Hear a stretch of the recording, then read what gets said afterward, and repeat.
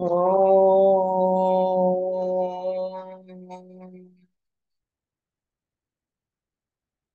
Om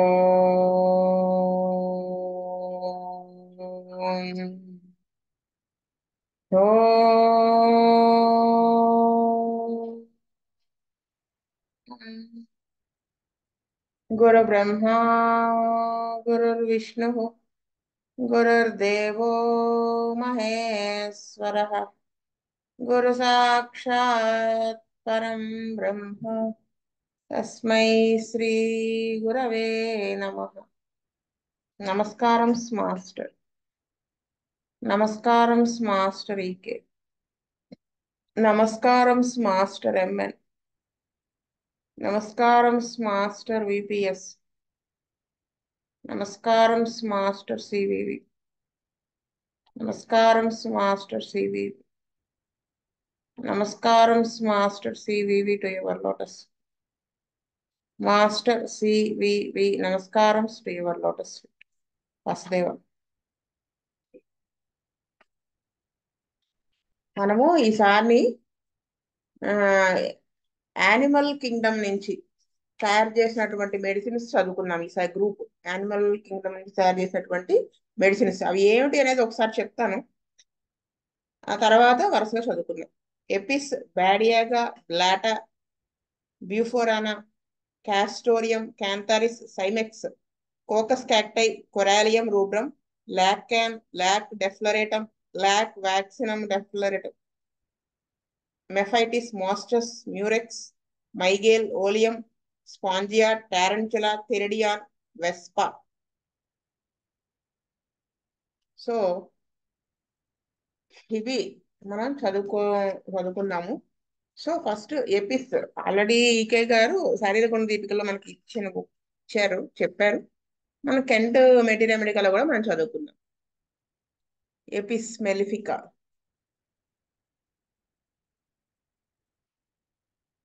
skin. This remedy has so many symptoms on the surface of the body. We will study the outer aspect first.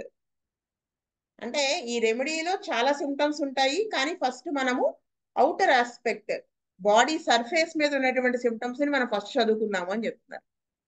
All over the body is found a thick rash some times of a rose colour.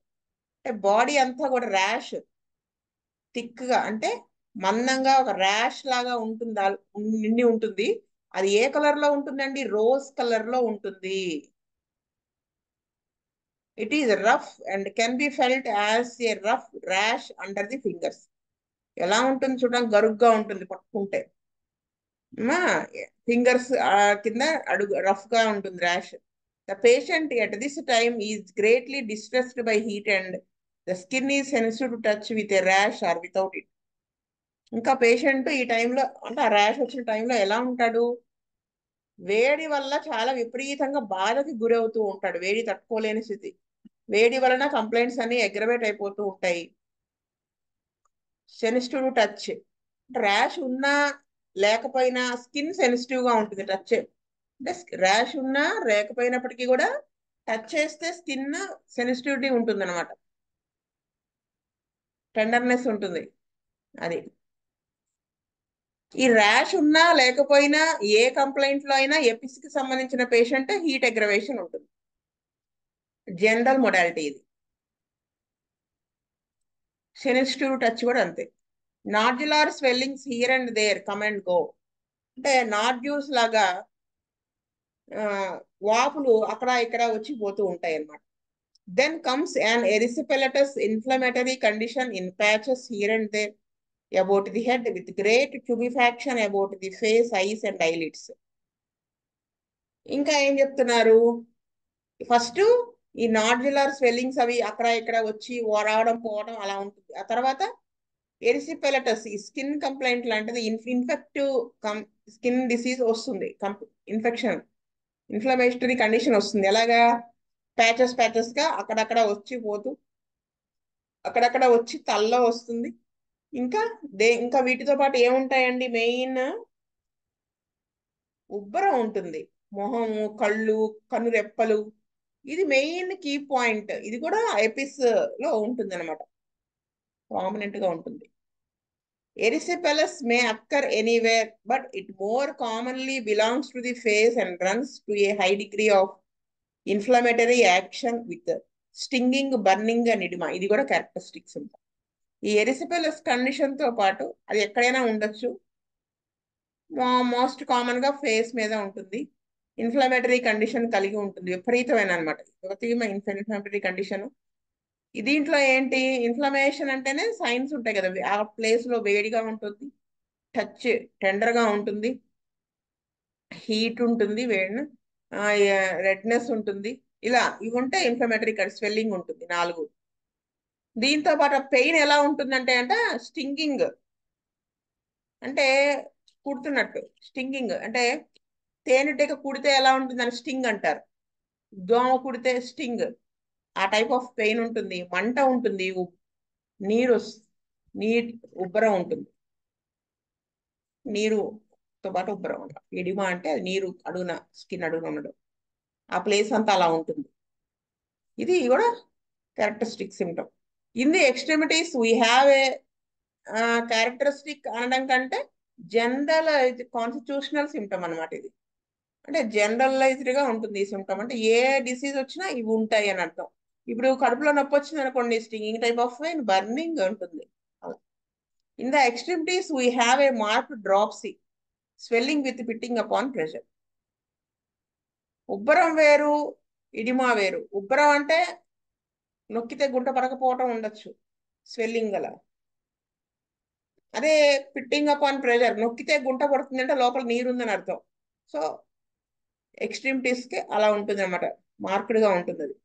A general ఎనసార్కా May appear. ఎనసార్కా అంటే body అంతా కూడా swelling, ఉబ్బరంగా ఉండడం body అంతా, అది కనిపిస్తుంది, generalized గా ఉంటుంది అది. Face is greatly swollen at times, the eyelids look like water bags, the uvula hangs down like a water bag, the abdominal walls are of great thickness and fit upon pressure, and the mucous membranes in any part look as if they would discharge water if they were punctured.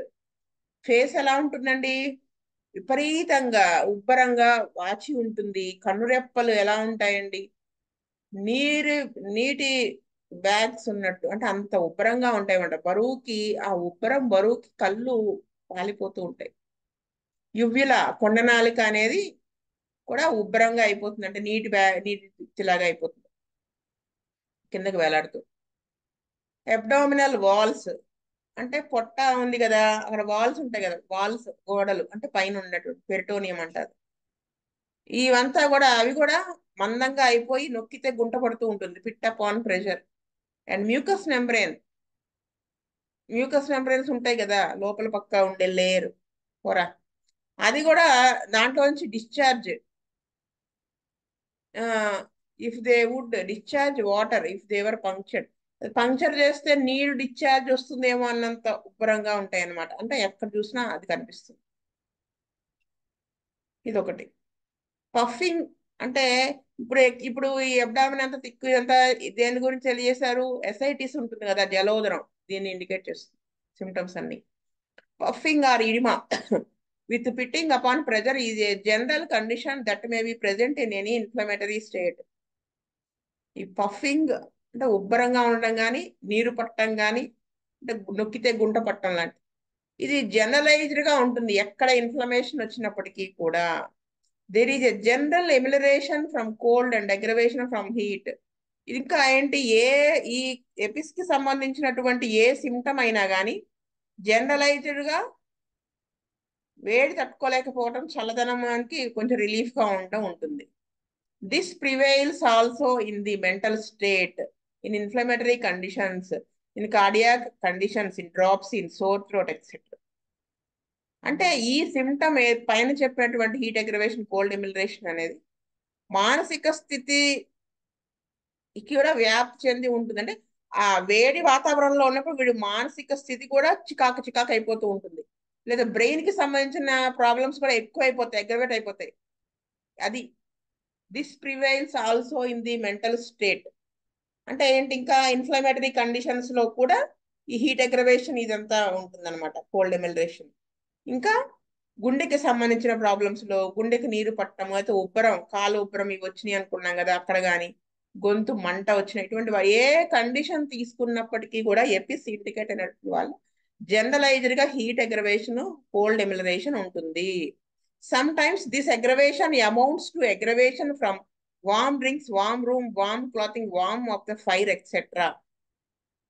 ఇంకా ఏంటి కొన్ని సార్లు ఈ this aggravation amounts to aggravation from ఈ ఇంకా ఏంటంటే మామూలుగానే suffer అవుతున్నాడు అనుకోండి, ఈ వేడివి తీసుకున్న వేడి గదిలో ఉన్న వెచ్చటి ఉన్ని ఉన్ని ఉన్ని దుస్తులు అంటారు కదా, అలా వెచ్చటివి ఇచ్చేటువంటి దుస్తులు శాలువా లాంటి కప్పుకున్న ఫైర్ దగ్గర కూర్చున్న ఆ, ఈ అగ్రవేషన్ ఇంకా అగ్రవేట్ అయిపోతుంది అనమాట.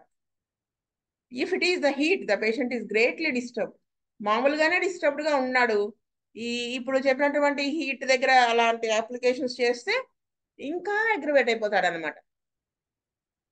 మనకి ఇక్కడ దాకా చదువుకునేటప్పటికి పేషెంట్ మనకి ఒక బుర్రలాగే ఒక ఒక పిక్చర్ వస్తుంది కదా, ఏమొచ్చిందండి ఫేస్ లో, ఫేస్ అంతా ఉబ్బరంగా ఉంటుంది, కళ్ళు ఉబ్బరంగా ఉంటాయి, పిట్టింగ్ పని ప్రెజర్ ఎక్కడైనా కానీ heat aggravation cold ఎమిలరేషన్.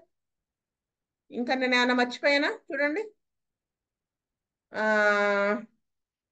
Stinging type pain ఎలా ఉంటుందండి, stinging type of pain, burning ఉంటుంది, ఇడిమా ఉంటుంది, ఎక్కువ ఫేస్ కి వాపు ఉంటుంది, కళ్ళు అవన్నీ కూడాను. ఇది ఏ కండిషన్ తో అయినా కానీ కలిసి ఉంటుంది. అది ఇంతవరకు చదువుకున్న వాటిల్లో మనకి క్యారెక్టరిస్టిక్స్ ఇవి కదా. ర్యాష్ వచ్చేసి రోజ్ కలర్ లో ఉంటుంది. Next brain. In brain troubles, if you put an EPIS patient with congestion of the brain into a warm bath, he will go into convulsions, and consequently warm bathing is not always good for fits. ఈ brain troubles లో Apis patient ఈ brain congestion తో కనుక ఉన్నవాడికి మనం వేడి నీళ్ళతో స్నానం చేయించాం అనుకోండి, వేడి నీళ్ళతో వాడి స్నానం చేశాడు, వెంటనే ఫిట్స్ లోకి వెళ్ళిపోతుంది కేసు, అంటే బాగా సివియర్ అయిపోతుంది అనమాట. అది it is taught in old school textbooks so much that the old women and nurses know that hot bath is good for fits. Usual గా ఏం చెప్తారు అలోపతి దాంట్లో, ఫిట్స్ వచ్చినప్పుడు కొంచెం గోరువెచ్చటి నీళ్ళతోనో వేడి నీళ్ళతో స్నానం చేస్తే బెటర్ గా ఉంటాయి ఈ ఫిట్స్ అని చెప్తారు. కానీ అది ఎపిస్ పేషెంట్ అయితే మాత్రం అగ్రవేట్ అయిపోతుంది, చూసుకోవాలని చెప్తున్నారు. Before you get there just as not you will have a dead baby. అక్కడ చూసుకోకుండా ఎపిస్ పేషెంట్ కూడా అదే నలుగురితో నారాయణ చెప్పామంటే చనిపోతాడు. This congestion of the brain with little twitchings and threatening convulsions makes them put the baby in a hot bath and it is an awful state when you get there. ఈ brain congestion ఉన్నటువంటి ఉండి ఈ ట్విచ్చింగ్స్ కాలు చేతులు కొట్టుకోవడం అది ఉంటుంది కదా, భయపెట్టేటువంటివి, అంటే ప్రాణం మీదకి వచ్చినటువంటి ఫిట్స్ వస్తున్నప్పుడు ఆ పేషెంట్ కనుక హాట్ వాటర్ బాత్ చేయిస్తే ఇంకా భయంకరమైన స్థితిలోకి వెళ్ళిపోతాడు అనమాట. అదే పైన మనకి చూడండి వాళ్ళు పైన ఇక్కడ చెప్పారు, sometimes this aggravation amounts to aggravation from warm drinks warm room warm clothing warm fire అని చెప్పి అది ఇక్కడ అప్లై చేసి చెప్పారు. If the baby needs opium or Apis in congestion of the brain, the fits become worse by bathing in hot water. చూసారా, opium కానీ Apis కానీ అవసరమైన చోట బ్రెయిన్ కంజెషన్ లో వేడి నీళ్ళతో స్నానం చేయిస్తే ఇంకా వర్సన్ అయిపోతుంది ఆ congestion. If the nurse has been doing that kind of business, you have learned the remedy as soon as you enter the house, for she will say the child has been worse ever since the warm bath, has become pale as a ghost, and she was afraid he was going to die. అంటే మామూలుగా అయితే పిల్లలకి గోరువెచ్చని నీళ్ళతో స్నానం చేయిస్తారు కదా, ఇది కనుక నాకు తెలిసి ఉండకపోతే ఈ రెమెడీకి పేషెంట్ ఇండికేట్ అవుతారని తెలిసి ఉండకపోతే, తెలుసుంటే ఏం చేస్తాం మనం, వేడి నీళ్ళతో స్నానం చేయించొద్దని చెప్తాం, అప్పుడు వాడికి అగ్రవేషన్ రాదు. అది మనం తెలియకపోతే నర్స్ అలా చేయించేసి కంగారు పడిపోతూ ఉంటుంది అన్నమాట. మనం వెళ్ళేటప్పటికి ఏమని స్నానం చేయించిన దగ్గర నుంచి ఇలాగ పాలిపోయినట్టుగా ఒక దెయ్యంలాగా, అంటే చాలా సఫర్ అవుతున్నాడు, చావు దగ్గరగా వెళ్ళిపోతున్నాడు అయ్యో అని కంగారు పడిపోతుంది.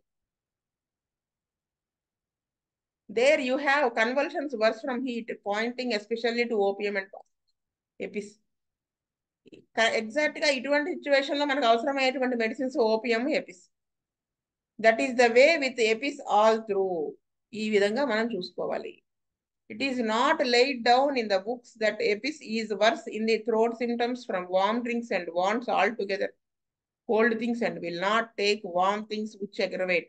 But one of our graduates wrote me that by making use simply of the generals as he had been instructed Apis, conforming to all the rest of the case, he made a beautiful cure of a case diphtheria which had the relief from cold, which shows how generals are continued into particulars and how they can be made use of. ఇక్కడ ఆయన ఏం చెప్తున్నారంటే, books లో ఏమని ఉంటుంది ఉన్నట్టు ఈ throat కి సంబంధించిన సిమ్టమ్స్ కూడా హార్ట్ అగ్రవేషన్ ఉంటుంది కదా, కోల్డ్ కావాలనిపిస్తూ ఉంటుంది, వేడివి తీసుకోలేకపోతారు ఎందుకంటే అవి అగ్రవేట్ చేస్తాయి కాబట్టి. ఈ కెంట్ గారి తాలూకా వాళ్ళు కొంతమంది గ్రాడ్యుయేట్స్ ఈ particular general symptom, general modality, thermal మొడాలిటీని బేస్ చేసుకుని ఎపిస్ ఇచ్చినప్పుడు డిఫ్తీరియాలో కూడా అద్భుతమైన రిలీఫ్ వచ్చింది. అంటే థ్రోట్ కి సంబంధించిన సిమ్టమ్స్ కి వీళ్ళు ఎపిస్ వేశారు, అంటే అది పర్టికులర్ సిమ్టమ్ కే వేశారు. కానీ అక్కడ ఈ పర్టికులర్ ఫిజికల్ సిమ్టమ్ కి క్యారెక్టరిస్టిక్ జనరల్ సిమ్టమ్ అనేది కలిసి ఉంది కాబట్టి దానికి అంత వాల్యూ వచ్చి మందు వేసి తగ్గింది. అంటే మనం ఇక్కడ వాళ్ళు అక్కడ వేసింది డిఫ్తీరియాకే వేశారు మందు, డిఫ్తీరియాకే వేశారు, కానీ అక్కడ దేన్ని బేస్ చేసుకుని వేశారు, ఈ మొడాలిటీని బేస్ చేసుకుని వేసినప్పుడు అద్భుతమైన క్యూర్ వచ్చిందని చెప్పారు. అంటే ఇక్కడ ఆ జనరల్ అనేవి పర్టికులర్స్ లో కూడా కంటిన్యూ అయ్యాయి, అంతే కదా.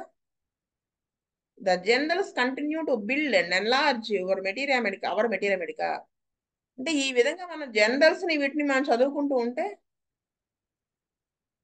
అవి ఎలా మన మెటీరియల్ మెడికా ఎన్లార్జ్ అవుతుంది, అంటే ఇంకా మన మైండ్ బ్రాడ్ అవుతుంది, విశాలమై, అంటే మనకి ఇంకా బాగా అర్థమవుతుంది drug upon the outer surface. Then లేకపోతే మనం ఏం చేస్తాం, డిఫ్తీరియా అనేసి దూపికి ఎత్తుకేస్తాం, థ్రోట్ పెయిన్, మింగలేకపోతున్నాడు, ఇవన్నీ common symptoms of the diphtheria. అంటే ఈ ఒక్క మొడాలిటీని బేస్ చేసుకుని వేసినా పనిచేస్తుంది ఎపిస్ కేస్ అయినప్పుడు అని చెప్తారు. Upon the outer surface, then we see that epic is full of dropsy, red rash, eruptions, urticaria, erysipelas, which inflammations extend to the mucous membranes. అంటే పైన మన ఈ అవుటర్ సర్ఫేస్ చూసినప్పుడు మనకి ఎపిస్ లో ఏం కనిపించింది, ఇప్పుడుదా చదువుకుందంట, ఉబ్బరం ఉంటుంది, రెడ్ ర్యాష్ ఉంటుంది, పొక్కులు ఉంటాయి, అర్టికేరియా దద్దుర్లా ఉండి, ఎరిసిపెలస్ ఉంటుంది, ఇవన్నీ ఈ ఇన్ఫ్లమేషన్ అనేది మ్యూకస్ మెంబ్రేన్స్ దాకా కూడా ఎక్స్టెండ్ అయి ఉంటుంది. The outer part of man is his skin and mucous membrane. అంటే మనిషికి అవుటర్ మోస్ట్ పార్ట్ ఏంటి, చర్మమును ఆ mucous membrane. When we're dealing with man from centre to circumference we think of innermost as the brain and heart and the internal organs that are vital while their coatings and coverings are external. సరే, మన body మొత్తాన్ని, human body అంటే మనిషి బాడీని, శరీరాన్ని తీసుకున్నప్పుడు మనిషి శరీరానికి అవుటర్ పార్ట్ ఏమవుతుందండి, అవుటర్ మోస్ట్ పార్ట్, ఇంకా దానికంటే అవుటర్ పార్ట్ లేదు అంటానికి చర్మం, మ్యూకస్ మెంబ్రేన్ కదా. అదే అది సెంటర్ టు సర్కంఫరెన్స్ తీసుకున్నప్పుడు సెంటర్ పార్ట్ ఏమవుతుంది, ఆర్గాన్స్ లో వైటల్ ఆర్గాన్స్ ఏమవుతాయండి, హార్ట్, కిడ్నీస్ ఇలా అవుతాయి కదా. అయితే అప్పుడు ఈ హార్ట్ కి అవుటర్ మోస్ట్ పార్ట్ ఏమవుతుంది, ఓన్లీ దట్ ఆర్గాన్ కి. బ్రెయిన్ కి కానీ ఏమవుతుందండి, బ్రెయిన్ కి అవుటర్ మోస్ట్ ఏంటది, మెనింజెస్ ఇవి కదా. హార్ట్ కి అవుటర్ మోస్ట్ ఏంటి, పెరికార్డియం ఉంటాయి కదా. సో ఆ కోటింగ్స్, కవరింగ్స్ అనేవి వాటికి, ఆ ఆర్గాన్ కి, ఆ పర్టికులర్ ఆర్గాన్ కి సంబంధించి అవి ఎక్స్టర్నల్, అవుటర్ మోస్ట్ అవుతాయి. సో అవి ఎఫెక్ట్ అవుతాయి ఎపిస్ లో అని చెప్తున్నారు. Apis affects the things that are external చూసారా, ఎపిస్ అనేది ఏదైనా కానీ అవుటర్ మోస్ట్ పార్ట్ ని ఎఫెక్ట్ చేస్తుంది. ఇది కూడా మనం గుర్తుపెట్టుకోవాల్సిన symptom. outer most of whole body, outer most of particular organ, vital organ అవి ఉండొచ్చు. It affects the envelopes, the coverings. అంటే ఇది దేన్ని ఎఫెక్ట్ చేస్తుంది? ఎన్వెలప్స్ అంటే కవర్ చేసి ఉన్నటువంటి దాన్ని, అంటే కవరింగ్ ని ప్రొటెక్షన్ కదా ఇది కవరింగ్ ఉండేది. పెరికార్డియం అనేది కవరింగ్. లంగ్స్ కి ప్లూరా, అబ్డామిన్ కి పెరిటోనియం, అబ్డామినల్ ఇది మాది ఉంటుంది కదా. మళ్ళీ అలా అలాంటి వాటికి కవరింగ్స్ ఏవైతే ఉన్నాయో వాటిని కూడా ఎఫెక్ట్ చేస్తుంది. You notice how frequently it affects the skin and the tissues near the skin, and it also affects the envelopes or coverings of organs. For example the pericardium. అంటే ఎంత తరచుగా ఇది చర్మం కింద ఉన్నటువంటి టిష్యూస్ ని ఎలా ఎఫెక్ట్ చేస్తుందో, అదే విధంగా ఒక అవయవానికి సంబంధించిన అవుటర్ మోస్ట్ పార్ట్, ఆ కవరింగ్ దాన్ని కూడా ఎఫెక్ట్ చేస్తుంది. అంటే హార్ట్ కి పెరికార్డియం, పెరి అంటే చుట్టూ, కార్డియం అంటే హార్ట్ చుట్టూ ఉండే outer most layer. It establishes serious inflammations with effusion. ఇది ఇంకా ఏం చేస్తుంది? దీనికి ఎపిస్ కామన్ సిమ్టమ్ ఏంటి, జనరల్ సిమ్టమ్ ఏంటి? ఉబ్బరం తెప్పించడం కదా, అక్కడ నీరు పట్టడం ఇన్ఫ్లమేషన్ తో కూడి. అదే చేస్తుంది ఇక్కడ కూడా. హార్ట్ కి నీరు, గుండెకి నీరు పట్టింది, ఇలాంటివి. Apis produces an inflammation of the membranes of the brain. Brain కి కూడా సేమ్ అంతే. In the serous sac which encloses the heart, pericardium and also in the peritoneum, it produces the same kind of inflammation. అదే విధంగా గుండెని cover చేసి close చేసి ఉండేటువంటి pericardium దగ్గర కూడా సీరస్ సాక్, నీరు పట్టడం, లేదా పొట్ట ఉన్న ఆర్గాన్స్ అన్నిటినీ కూడా కవర్ చేస్తూ పెరిటోనియం ఉంటుంది, దానికి నీరు పట్టడం, ఇన్ఫెక్ట్ అవటం. గుండెకి ఉన్న ఇది పెరికార్డియం అంటాం కదా, అది ఇన్ఫ్లమేటరీ కండిషన్ వస్తే పెరికార్డైటిస్. ఐటిస్ అంటే ఇన్ఫ్లమేషన్, ఇన్ఫెక్షన్. అదే ఇక్కడ పెరిటోనియం అలా వస్తే పొట్టల దగ్గర ఉంటే పెరిటోనైటిస్. ఇవన్నీ కూడా చాలా సీరియస్ కండిషన్స్ అన్నమాట. మాస్టర్ గారు మనకి ఎందుకో ఏం పట్టుకున్నా కానీ సీరియస్ కేసెస్ ఎలా ట్రీట్ చేయాలనేదే మనకి ఇప్పుడు ఎక్కువగా నేర్పిస్తున్నారు అనిపిస్తుంది ఇవన్నీ చూస్తుంటే. Thus we see that the coverings are especially affected by EPIS, the skin and mucous membranes and coverings of organs, and with these we get dropsy, catarrh and erysipelas. ఇక మనం చూస్తే ఎపిస్ దేని ఎస్పెషల్గా ప్రత్యేకంగా దేని ఎఫెక్ట్ చేస్తుంది? Coverings. అవి చర్మం అవ్వచ్చు, మ్యూకస్ మెంబ్రేన్స్ అవ్వచ్చు, లేదా అవయవానికి సంబంధించిన కవరింగ్స్ అవ్వచ్చు. వాటికి నీరు పడటం, ఇన్ఫ్లమేటరీ కండిషన్, ర్యాష్, ఎరిసిపెలటస్ కండిషన్ వస్తుంది. In all of these inflammatory conditions, there is stinging, burning like coals of fire at times, and stinging as if needles or small splinters were sticking in. ప్రతి inflammatory condition లో కూడా stinging type of, burning type of pain ఉంటుంది. Burning అంటే ఎలా ఉంటుందండి? అంటే బొగ్గులు మంటలాగా ఉంటుంది, అంత సివియారిటీ ఉంటుంది. స్టింగింగ్ అంటే ఎలా ఉంటుందండి? సుదులతో గుచ్చుతున్నట్టు, ముళ్ళతో గుచ్చుతున్నట్టు ఉంటుంది అనమాట. ముళ్ళు లోపలికి దూరుస్తున్నట్టు, మేకులు అలా. The mental symptoms of EPIS are very striking, and the most striking thing throughout the mental state is the aggravation from heat and from a warm room. ఈ మానసిక లక్షణాలు చాలా స్ట్రైకింగ్ గా ఉంటాయి. ఎలాగా? అంటే అగ్రవేషన్, ఈ మానసిక మైండ్ కి సంబంధించిన సిమ్టమ్స్ అన్నిట్లో కూడా వేడి తట్టుకోలేకపోవడం, వెచ్చటి గదిలో ఉన్నప్పుడు ఆ బాధలన్నీ ఎక్కువ అవడం అనేది చాలా స్ట్రైకింగ్ గా కొట్టొచ్చినట్టుగా కనబడుతుంది. The symptoms themselves are great sadness, constant tearfulness without any cause, weeping night and day, cannot sleep from tantalizing thoughts and worrying about everything. మానసిక లక్షణాలు ఏముంటాయండి? విపరీతమైన విచారం ఉంటుంది, ఏమి కారణం లేకుండానే 7 కన్నీళ్ళు వచ్చేస్తూ ఉంటాయి వీళ్ళకి. రాత్రనక పగలనక ఏడుస్తూనే ఉంటాడు. నిద్ర పోనివ్వవు. ఇటువంటి నిద్ర పోలేకపోతాడు. దేనివల్ల అంటే ఆ నిద్ర పోదాం అనుకున్నా ఏదో ఒక ఆలోచన వచ్చి ఆ నిద్రని ఏమార్చేస్తుంది అనమాట. అది వాడు నిద్ర పోదాం అనుకున్నా కానీ పోలేకపోతాడు అనమాట. వర్రింగ్ అబౌట్ ఎవ్రీథింగ్, ఏదో దాని గురించి వర్రీ అవుతూ ఉంటాడు. డిప్రెషన్ ఆఫ్ స్పిరిట్స్ వితౌట్ చిచి depression of spirits with constant weeping. అంటే మనిషి అంటే స్పిరిట్, మనకేంటి స్పిరిట్? ఉత్సాహంగా ఉండము. లో స్పిరిటెడ్ అంటే డల్ గా ఉన్నటువంటి స్పిరిట్. స్పిరిట్ అంటే ఆత్మ అంటారు, కానీ లోపల నుంచి ఉండేటువంటిది మైండ్ అయామ్ లెవెల్ ఉంటుంది కదా, అది చాలా డిప్రెస్డ్ గా ఉంటుంది అనమాట. కంటిన్యూస్ గా ఏడుపు ఉంటూ ఉంటుంది వీడికి. సాడ్నెస్, మెలాంకలి, విచారం ఉంటుంది. ఎప్పుడు ఏదో పోగొట్టుకున్న వాడిలాగా ఉంటాడు, మెలాంకలిక్ గా. అంటే దేని గురించో వర్రీ అవుతున్నట్టుగా ఉంటుంది వాడి ఫేస్ చూస్తే. ఎక్స్ట్రీమ్ ఇరిటబిలిటీ, దీంతో పాటు విపరీతమైన కోపం ఉంటుంది. బారోయింగ్ ట్రబుల్ అబౌట్ ఎవ్రీథింగ్, ప్రతి దాంట్లో నుంచి కూడా వాడు అది ఒక ట్రబుల్ తెచ్చుకుంటున్నాడా వీడు అంటే ఏమీ లేని దానికి కూడా వాడు ఎక్కువ ఆలోచిస్తూ ఉంటాడు. ఫూలిష్లీ సస్పిషియస్ అండ్ జెలస్, అనవసరంగా అంటే చిన్న అంటే అక్కడ అసలు మనం అనుమానించాల్సిన అవసరం లేదు, కానీ వీడు అనుమానిస్తుంటాడు. జెలస్ ఫీల్ అయిపోతూ ఉంటాడు. ఇది అంటే ఇక్కడ ఆరంభ తాలూకుది కాదు ఇక్కడ. అంటే ఆరంభట్లో ఉండే డిప్రెషన్ తాలూకుది కాదు, ఇక్కడ సైకోటిక్ వ్యవహారంగా ఉంటుంది. అబ్సల్యూట్లీ జాయ్లెస్. ఈ అనుమానం వీటి వల్ల, ఈ జలసీ వల్ల వాడికి హ్యాపీనెస్ ఉండదు. దానివల్ల ఏంటి? ఉత్సాహం ఉండదు. Absolutely indifferent to everything that would make her happy or Joy.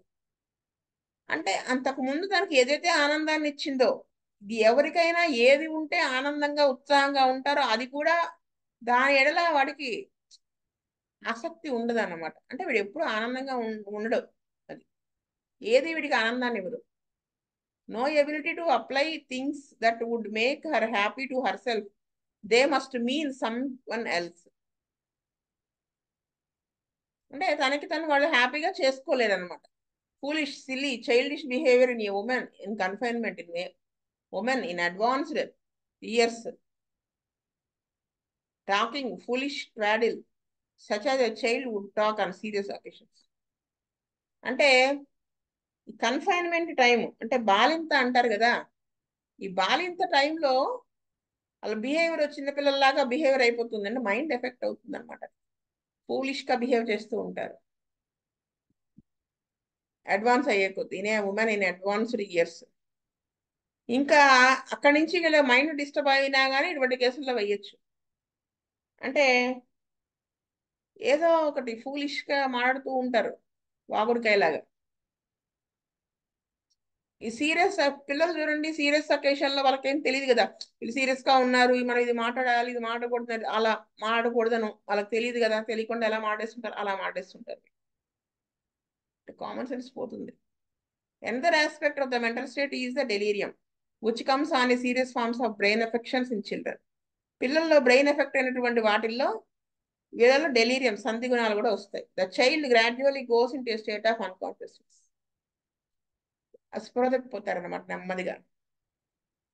Lies in a stupor, one side of the body twitching, the other side motionless, rolling head from side to side, head drawn back, rigidity, pupils contracted or dilated, eyes very red, face flushed, stupid state or state of semi-consciousness. పిల్లవాడు స్టూపరస్ condition, అపస్మారక స్థితిలో ఉంటాడు. బాడీలో ఒకవైపు అంతా jerks, ట్విచ్చింగ్స్ వస్తూ ఉంటాయి, కదలికలు ఉంటాయి. ఒకవైపు ఏం కదలికలు ఉండవు. తల సైడ్కి అటు ఇటు తిప్పుతూ ఉంటాడు. హెడ్ డ్రాన్ బ్యాక్ రిజిడ్లీ, బలంగా వెనక్కి లాగేసిపోతూ ఉంటుంది. ఆ ప్యూపిల్స్ కూడా అయితే కంట్రాక్ట్ అవుతాయి, లేకపోతే డైలేట్ అవుతాయి. కళ్ళు చాలా ఎర్రగా ఉంటాయి. ఫేస్ అంతా కూడా ఫ్లష్డ్ ఎర్రగా ఉంటుంది. అపస్మారక స్థితిలో ఉంటాడు, లేదా సెమీ కాన్షియస్ గా ఉంటాడు. Child lying with eyes partly closed as డినమ్డ్, అంటే మొత్తం తిమ్మిరెక్కిపోయి ఎలా ఉంటారు అలా ఉంటారు అనమాట. అంటే సగం హాఫ్ క్లోజ్ ఐస్ తో.